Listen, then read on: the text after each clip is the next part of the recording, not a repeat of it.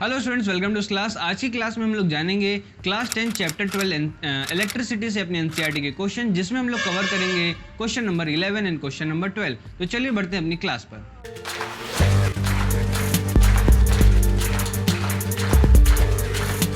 तो आइए देख लेते हैं क्वेश्चन में क्या पूछा गया और क्या क्या चीज़ें इसमें दी हुई हैं।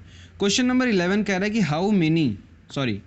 क्वेश्चन नंबर 11 कह रहा है कि so how you would connect 3 registers each of the resistance 6 ohm, यानी कि 3 रजिस्टर्स हमको कनेक्ट करने हैं 3 ओम के रेजिस्टेंस में, यानी कि ईच रजिस्टर कितना होना चाहिए 6 ohm, so that the combination has the resistance of first 9 ohm and second 4 ohm. यानी कि दो क्वेश्चंस इसमें दे रखे हैं।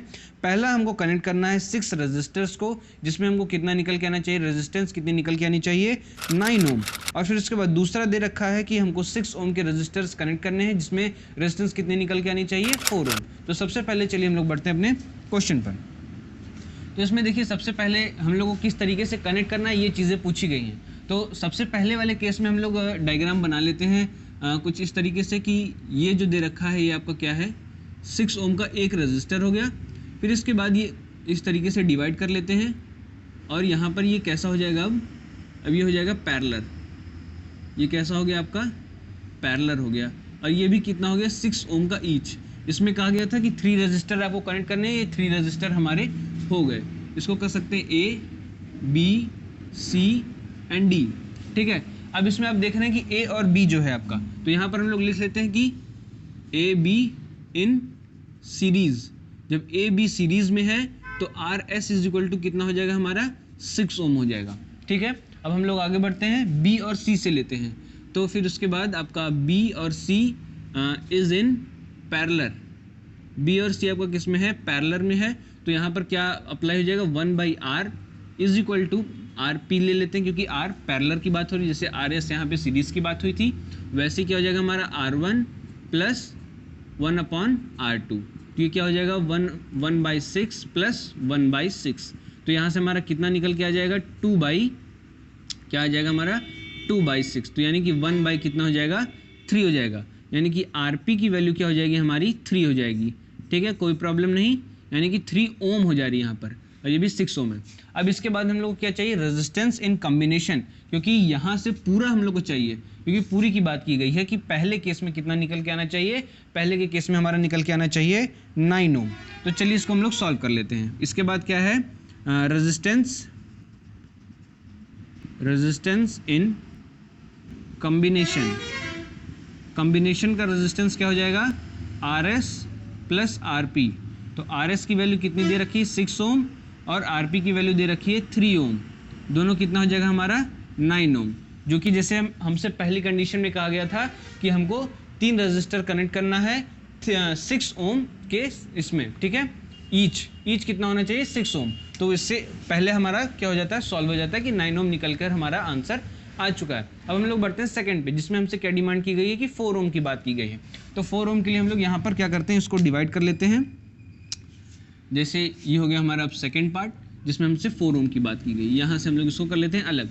तो अब हम लोग ऐसा डायग्राम बनाएंगे जिससे हमारा क्या निकल के आ जाए, 4 ओम रेजिस्टेंस निकल के आ जाए। तो जैसे एक ये हो गया, यहाँ से जा रहा है, ये क्या हो गया हमारा पैरेलल हो गया, और ये कैसे हो गए हमारे सीरीज में हो गए।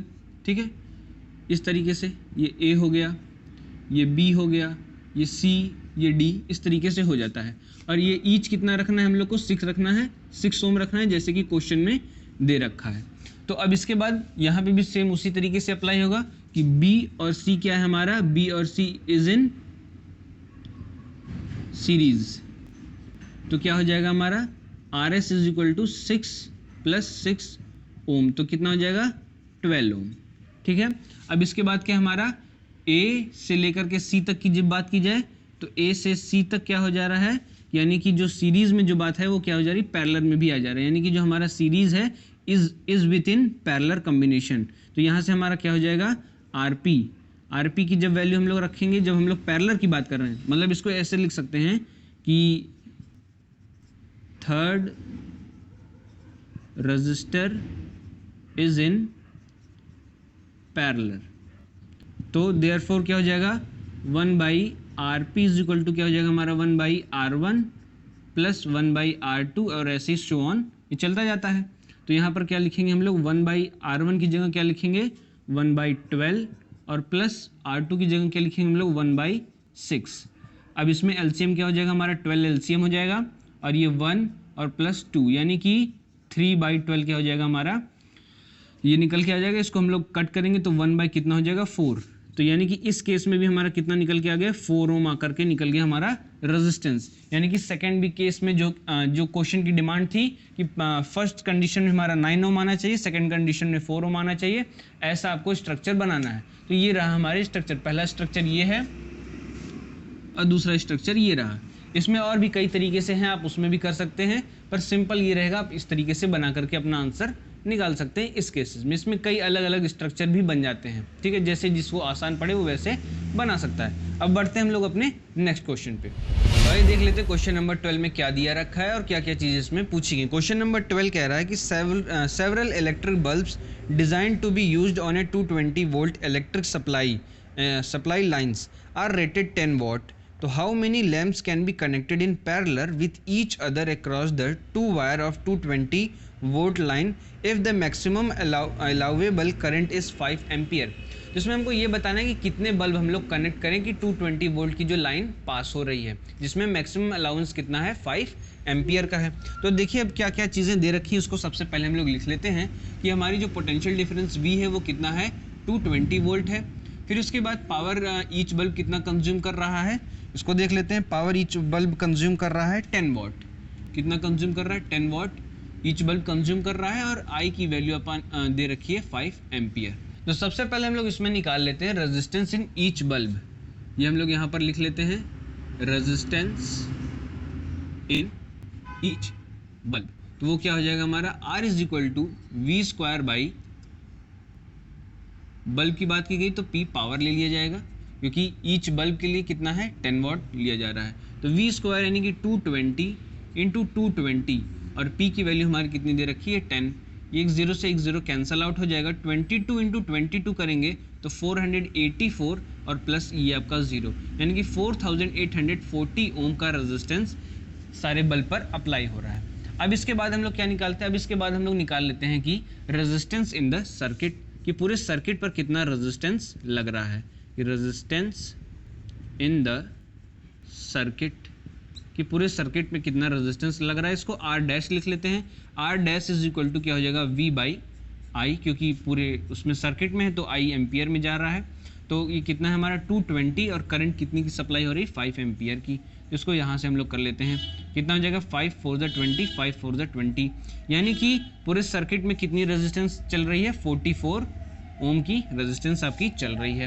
अब इसके बाद हम लोग क्या करेंगे, अब इसके बाद हम लोग को निकालना है बल्ब, तो इसको हम लोग क्या लिख लेते हैं, आगे लिख लेते हैं कि let the number of bulb be n which connected in parallel. जैसे हमसे क्वेश्चन में कह रखा है कि किस में कनेक्टेड है, सब पैरेलल में कनेक्टेड है।